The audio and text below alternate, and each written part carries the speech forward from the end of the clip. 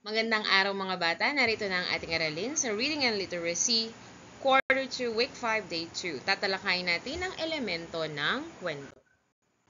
Ngayon, narito ang mahalagang elemento ng kwento. Mayroon tayong tinatawag na tauhan, tagpuan, mga pangyayari bago ang suliranin, yung nangyari bago magkaroon ng problema, yun.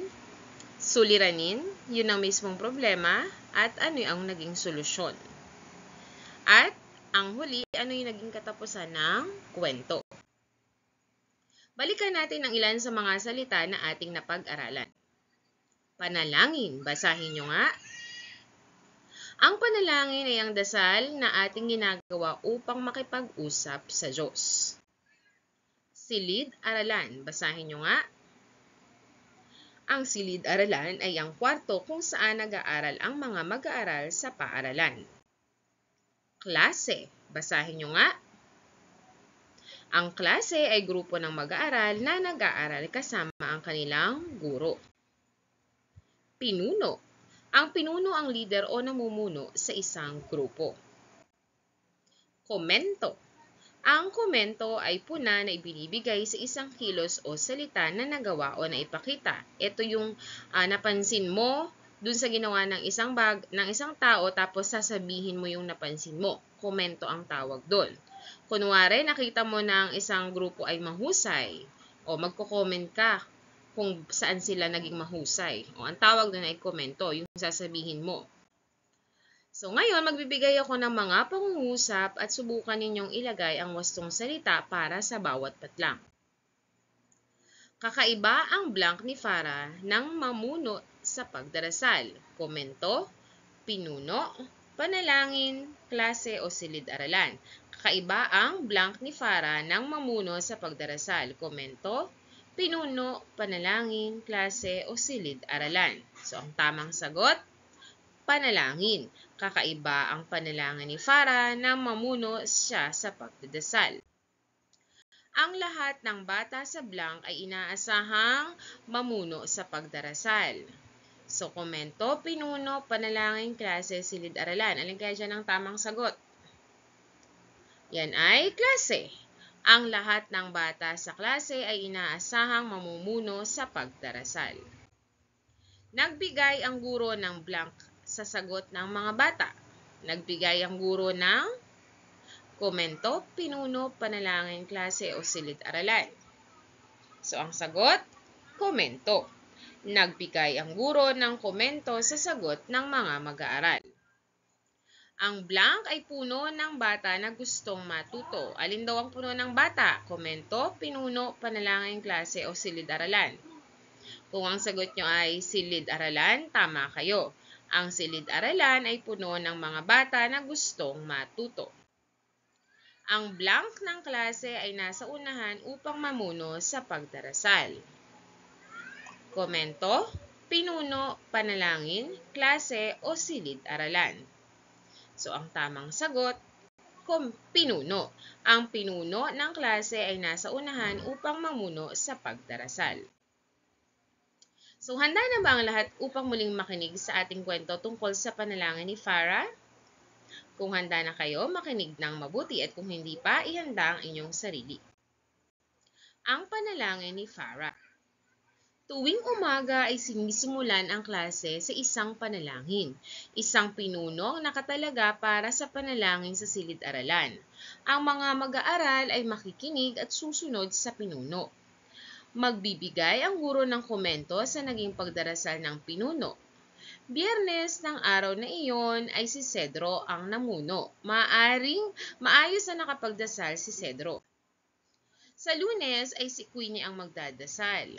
Martes ang araw para kay Vanessa. Miyerkules naman ang kay Zara. Huwebes kay Jack at Biyernes kay Farah. Sabik na si Farah sa araw ng Biyernes, inihanda na niya at inensayo ang 3 minuto niyang panalangin. Ipagdadasal niya ang kaligtasan ng pamilya, mga kamag-anak, mga tao sa paaralan at buong pamayanan. Sa araw ng kanyang pagdarasal ay narinig niyang nag-uusap sina Cedro at Queenie. Ilang minuto kaya ang dasal kung pagsasama-samahin natin ang Lunes hanggang Martes? Tanong ni Cedro. Sa tingin ko ay dapat sabihin na 3, dagdagan ng 3 ay 6, sagot ni Queenie. Magpapatuloy pa silang magbilang subalit pumunta na si Farah sa gitna at sinimulan ang dasal. Inabot lamang ng 2 minuto ang dasal niya. Pagkatapos ng dasal ni Farah ay nagsalita muli si Cedro. Kung 3 minuto ang dasal ni Vanessa at 2 minuto lang ang dasal ni Farah, ilang minuto lahat ito? Matyagang sumagot si Queenie. Sa tingin ko, ang 3 minuto ni Vanessa at ang 2 minuto ni Farah ay 5. Natuwa si Farah sa sigasig ni Cedro, subalit mas labis ang kanyang galak na makapagdasal ng maayos at walang mali. Naging masaya si Farah sa buong araw na iyon.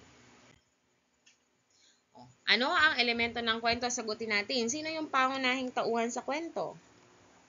Syempre si Farah.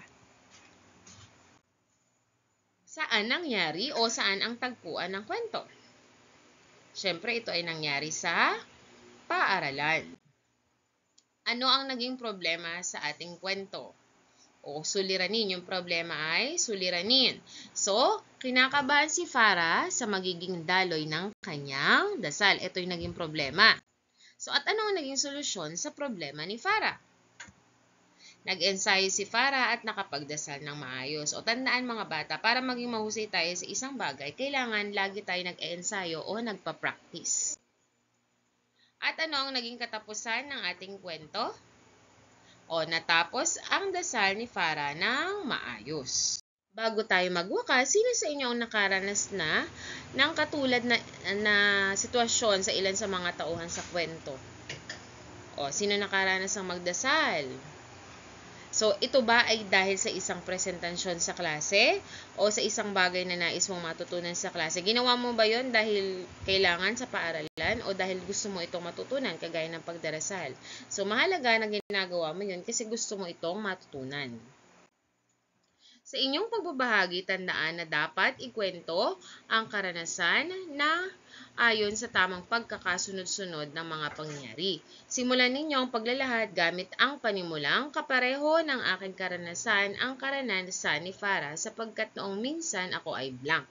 So, maaari nyong sabihin ito sa inyong mga kasama sa tahanan o kung nasa paaralan kayo at dito kayo nakikinig, isabihin sa inyong guro at kamag-aral. Ang sanhi ang pinagmula ng pangyayari. So, natalakay natin ito nung nakaraan, atin lang muling babalikan.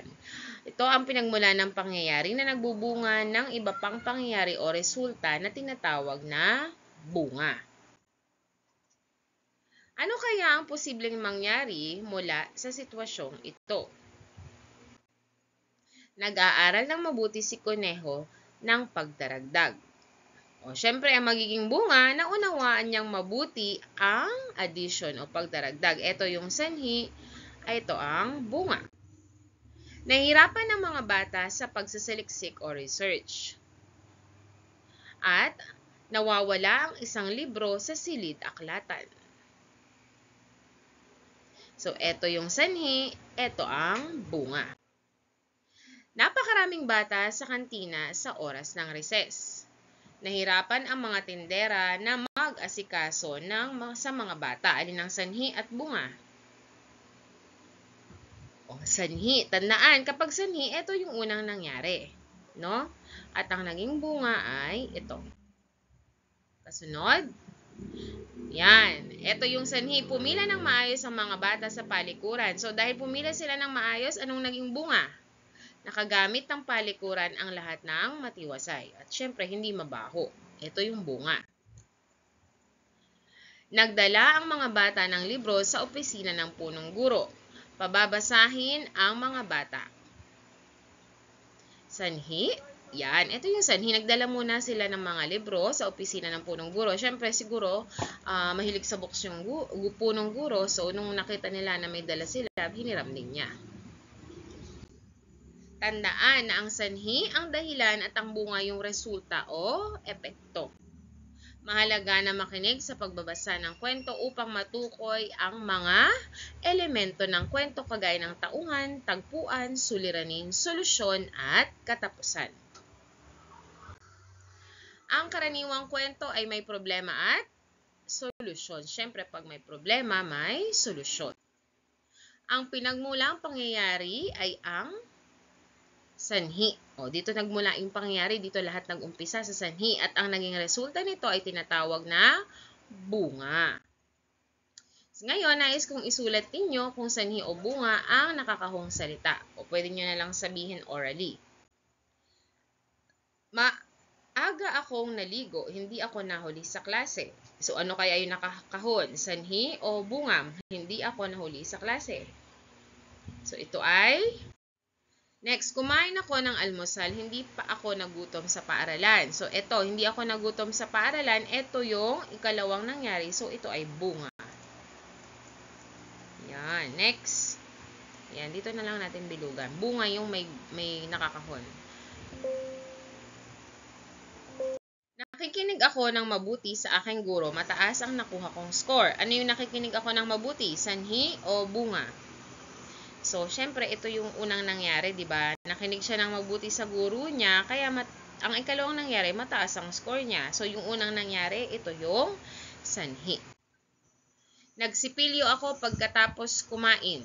Hindi sumakit ang aking ngipin. So, ano yung nagsipilyo ako pagkatapos kumain? Sanhi o bunga? So, yan ay sanhi.